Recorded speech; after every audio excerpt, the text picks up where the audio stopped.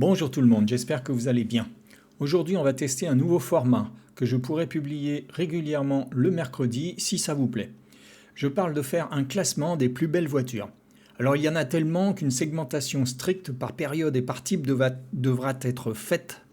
Par exemple, cette semaine, je vous propose de classer les plus beaux coupés des années 60. Ça veut dire pas les cabriolets qui pourront avoir leur propre classement. J'exclus aussi les hypercars de l'époque typées course, comme la 250 GTO, la GT40, les 300 SLR ou autres Alpha 33 Stradale qui pourraient faire l'objet d'une autre vidéo. Donc j'ai sélectionné 15 coupés, plus ou moins GT, mais c'est le classement des plus beaux coupés, pas des plus performants. Évidemment, ce classement n'est que mon avis. Je me doute que chacun d'entre vous aura le sien et je vous invite à le partager en commentaire. N'hésitez pas à me dire quelle voiture j'ai pu oublier qui aurait mérité d'être dans cette liste et à la place de laquelle vous l'auriez mise. Mais vérifiez bien avant qu'elle a été produite dans les années 60. Par exemple, certains se plaindront qu'il n'y a pas de BMW, mais la 507 que j'adore a été produite jusqu'en 59 et la 3 litres CSL a commencé à être produite en 71. Allez, c'est parti avec en 15e position Aston Martin DB5. Produite à environ 1000 exemplaires de 1963 à 1965, elle était équipée d'un 6 cylindres en ligne de 4 litres qui développait 286 chevaux. En 14e position, la Jensen Interceptor. Produite de 66 à 76. Pour les premières séries, elle a été équipée du V8 Chrysler de 6276 cm3 qui délivre environ 335 chevaux.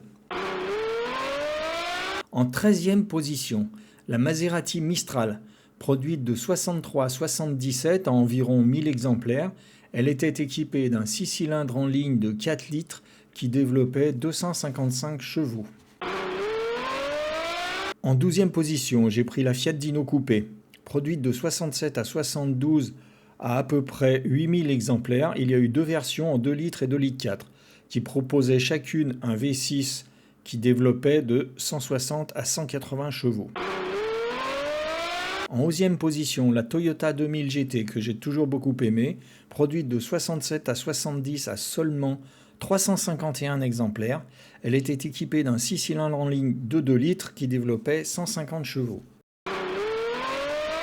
En 10e position, la Volvo P1800.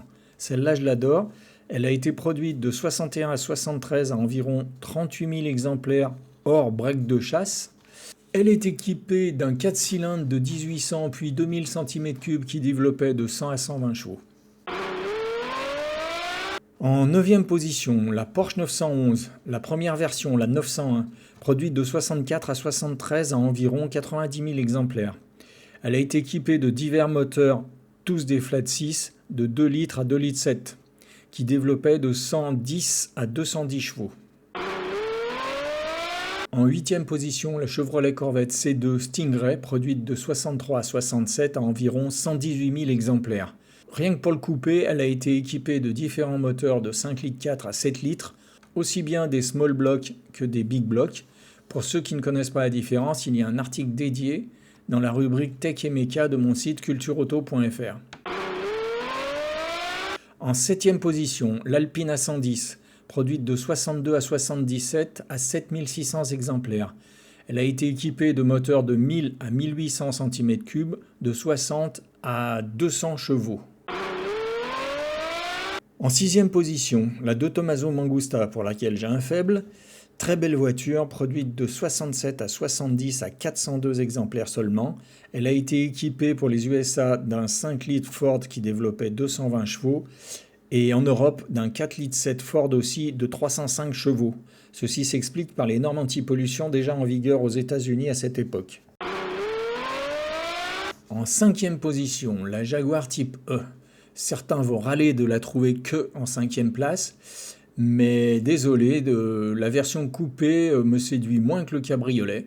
Produite de 61 à 75 en 3 séries, coupé et cabriolet, pour un total de 75 600 exemplaires. Les séries 1 et 2, donc jusqu'en 70, ont été équipées de 6 cylindres en ligne de 3 litres 8 et 4 litres 2 qui développaient chacun environ 265 chevaux. Le moteur V12 n'étant apparu que sur la série 3 en 1971. En quatrième position, la Ferrari 275 GTB. Quelle ligne pour cette beauté, produite de 64 à 68 à environ 450 exemplaires, équipée d'un V12 de 3,3 litres qui développait 280 chevaux. En troisième position, la Lamborghini Miura. Elle est pas belle celle-là, produite de 66 à 73 à 765 exemplaires. Elle est équipée du fameux V12 transversal en position centrale arrière qui développait de 350 à 385 chevaux. En deuxième position, l'Iso Rivolta Grifo. J'ai toujours un faible pour cette voiture. Produite de 65 à 74 en 412 exemplaires et X versions.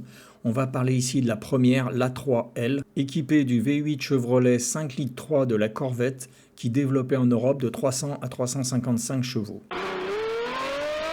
Et enfin, la numéro 1, battement de tambour, la Ferrari Dino 206 et 246 GT, produite de 65 à 74 en 2350 exemplaires, dont seulement 153 de la 206 GT. Elles ont été équipées de moteurs V6 de 2 litres pour la 206 et 2,4 litres pour la 246, d'une puissance respective de 180 et 195 chevaux. Voilà, je vous résume le classement. 15e Aston Martin DB5, 14e Jensen Interceptor, 13e Maserati Mistral, 12e Fiat Dino Coupé, 11e Toyota 2000 GT, 10e Volvo P1800, 9e Porsche 911 Type 901, 8e Chevrolet Corvette C2 Stingray, 7e Alpina 110, 6e De Tomaso Mangusta, 5e Jaguar Type E, 4e Ferrari 275 GTB, 3e Lamborghini Miura, 2e Iso Rivolta Grifo et première Ferrari 206-246 GT. Alors, je vous rappelle que ce n'est que mon avis, chacun peut avoir le sien, heureusement. Alors, n'hésitez pas à mettre votre classement en commentaire, et si vous proposez un coupé que je n'aurais pas retenu, pensez à dire lequel vous sortiriez pour lui faire une place. N'hésitez pas à me dire ce que vous avez aimé ou pas dans le format, je suis preneur de toute critique constructive. Pour plusieurs de ces voitures, vous pourrez trouver un article qui lui est dédié dans la rubrique Voitures de légende de mon site cultureauto.fr, et celles qui n'y sont pas encore y seront bientôt. Voilà, c'est fini pour aujourd'hui, à samedi tout le monde.